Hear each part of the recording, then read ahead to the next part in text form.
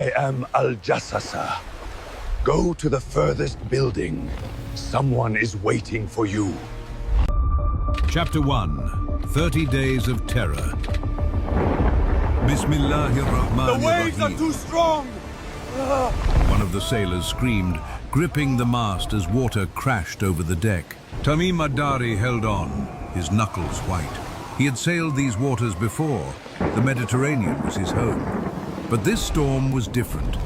This was the hand of God himself, shaking them like toys. The ship tilted.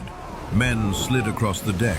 Someone screamed as a wave taller than the mast rose above them. We're gonna die! Tamim shouted. Pray to the Almighty! But the storm didn't listen.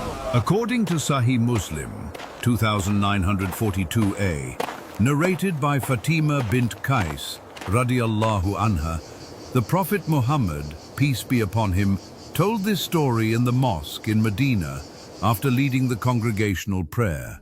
He, peace be upon him, sat on the pulpit, smiling, and said that Tamim ad-Dari reported he had sailed in a ship along with 30 men of Bani Lakham and Bani Judam, and had been tossed by waves in the ocean for a month. Day after day, week after week. The food ran out on day 15. The water turned sour on day 20. Men started seeing things, land that wasn't there, voices in the wind. One man whispered, his lips cracked and bleeding. There's nothing out here. We're gonna die at sea. Someone croaked on the 30th day. Land. I see land. You're mad! No, look. Look. There it was, through the mist, an island, dark, silent, but real. According to the Hadith, then these waves took them near the land within the ocean, an island at the time of sunset. They didn't even anchor properly. They climbed into small side boats and paddled to shore, collapsing on the beach. Some crying, some laughing, some just lying there staring at the sky, unable to believe they were alive. If you want to know what horror they found on that island, Tamim sat up first. He looked around. The island was covered in thick trees and heavy fog. No birds, no animals, no sound except the waves behind them and their own heavy breathing. Where are we? One man whispered. Tamim said, I don't know, but we need to explore. Find water. Find shelter. They moved inland, slowly, carefully. The forest was dense, dark. Every step felt wrong, like they were being watched. And then they saw it, a creature, covered entirely in thick, flowing hair. So much hair, you couldn't see where its face ended and its back began.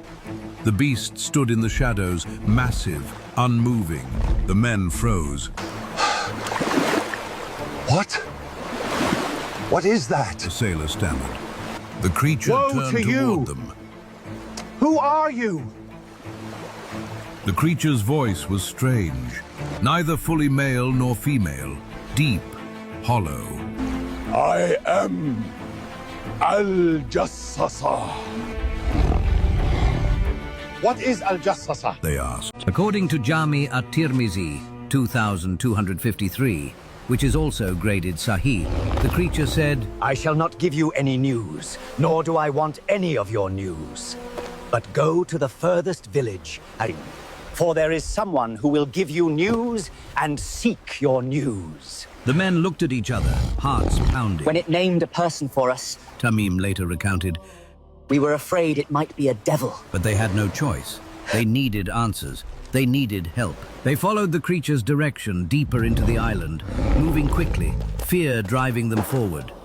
Through the trees, past crumbling stone walls, until they reached it.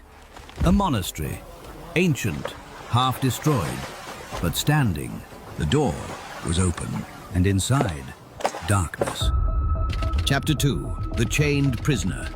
Tamim stepped inside first, his hand trembling. The monastery was cold, silent, and then they saw him, a man, No, not just a man, something far more terrifying. According to Sahih Muslim 2942a, they found a well-built person there, with his hands tied to his neck and having iron shackles between his two legs up to the ankles. The biggest person they had ever seen. Massive, muscular, but bound. Heavy iron chains wrapped around his legs from his knees to his ankles. His hands were tied to his neck. The chains were bolted into the stone floor. He couldn't move, but he was waiting.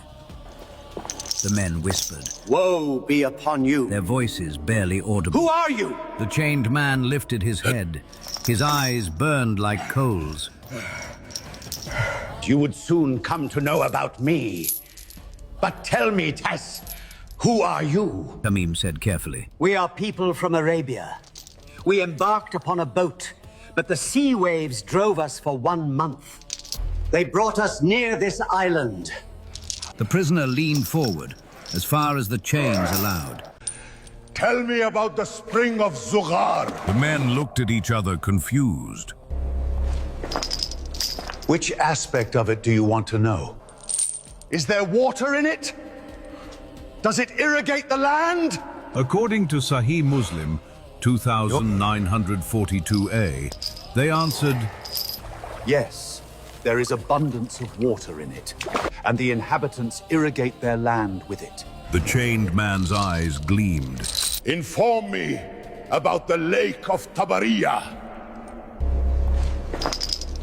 Which aspect of it do you want to know? Is there water in it? Yes.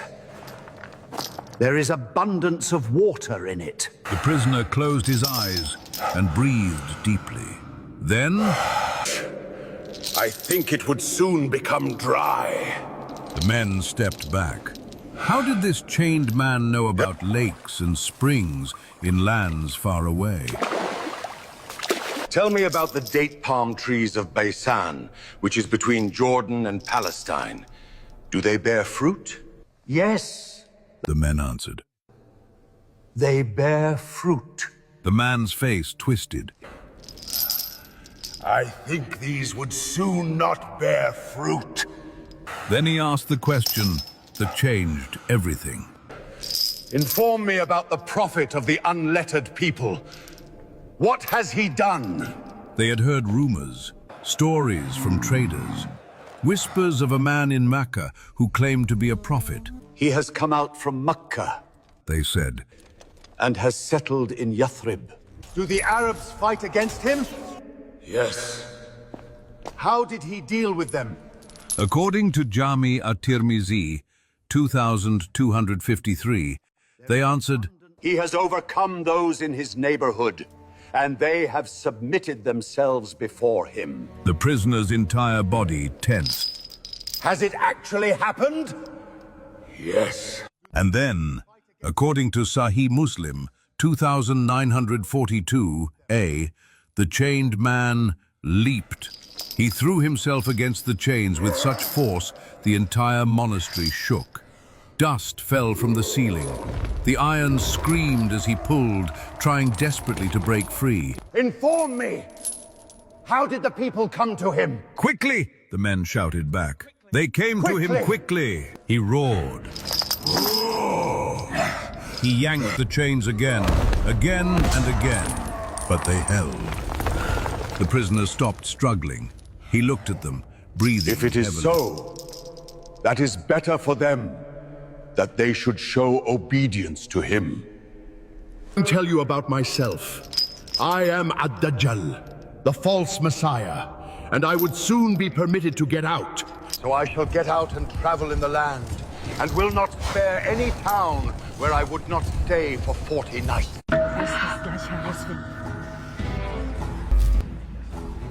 Sie sieht nicht gut aus. Except Makkah and Taiba. 2942a, Ad-Dajjal continued. These two places are prohibited for me, and I would not make an attempt to enter any one of these two. An angel with a sword in his hand would confront me and would bar my way, and there would be angels to guard every passage leading to it. The men couldn't move, couldn't breathe.